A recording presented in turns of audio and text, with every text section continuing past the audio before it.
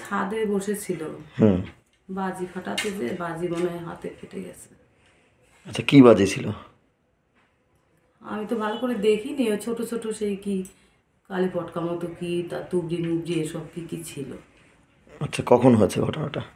প্রায় 5টা বাজে তখন। কি অবস্থা? হাতটা একটু ক্ষতি হয়েছে, হাতটা মানে ঝলসে গেছে। কোন হাত? বা হাতে। আচ্ছা, ছেলে বিয়ে পাস করে কম্বাইন করছে চাকরির জন্য।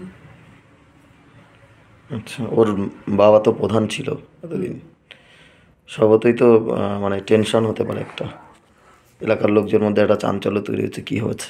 হ্যাঁ, কি বলবেন? কি বলবো, এখন কপালে দুর্ভোগ ছিল তাই এখন হয়েছে। কি নাম ছেলের? প্লাবন মণ্ডল। বয়স? 23 বছর। আপনার কি নাম? শিবানী মণ্ডল। ওর মা? হ্যাঁ।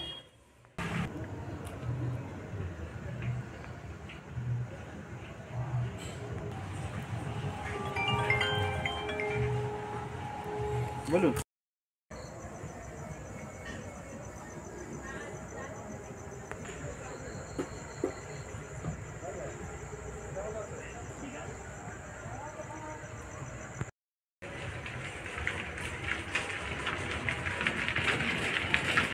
কে কোথায় আছে এখন?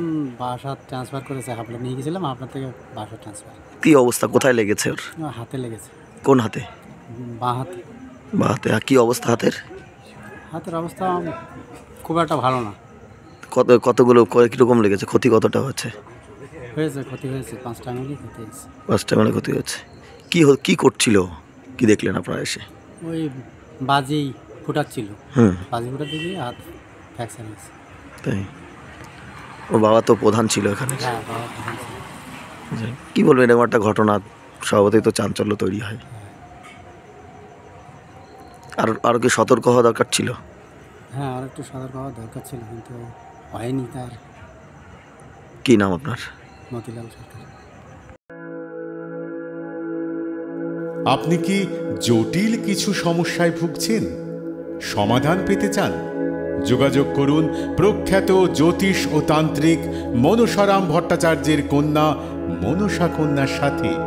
প্রখ্যাত জ্যোতিষ ও তান্ত্রিক মনসা কন্যা হাওড়া জানবাড়ি ও হাতিবাগানের নিজস্ব মন্দিরেও বসেন। যোগাযোগ 9830106967 আর 9239655323।